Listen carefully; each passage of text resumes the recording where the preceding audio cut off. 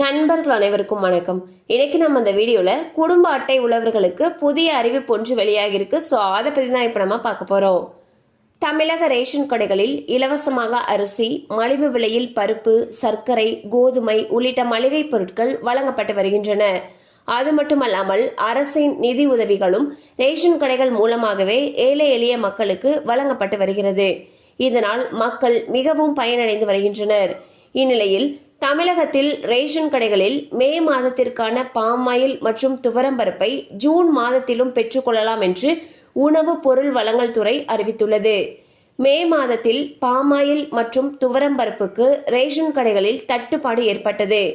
இது குறித்து விளக்கம் அளித்துள்ள உணவு பொருள் வழங்கல் துறை, தேர்தல் நடத்தை விதிகள் காரணமாக பொருட்களை கொண்டு செல்வதில் தாமதம் ஏற்பட்டதால் மே மாதத்திற்கான பாமாயில் மற்றும் துவரம்பருப்பை ஜூன் மாதத்தில் பெற்றுக்கொள்ளலாம் என்று தெரிவித்துள்ளது.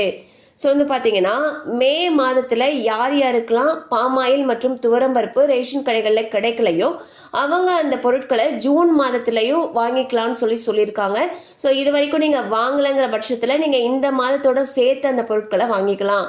கண்டிப்பாக அந்த அப்டேட் உங்களுக்கு பயனுள்ளதாக இருந்திருக்கும் நம்புகிறோம். மேலும் இது போல் அப்டேட்ஸ் உங்களை உடனே ரீச் ஆகணும்னு நினச்சிங்கன்னா நம்ம சேனலோட தொடர்ந்து இணைந்திருங்கள். தேங்க்யூ ஃபார் வாட்சிங்.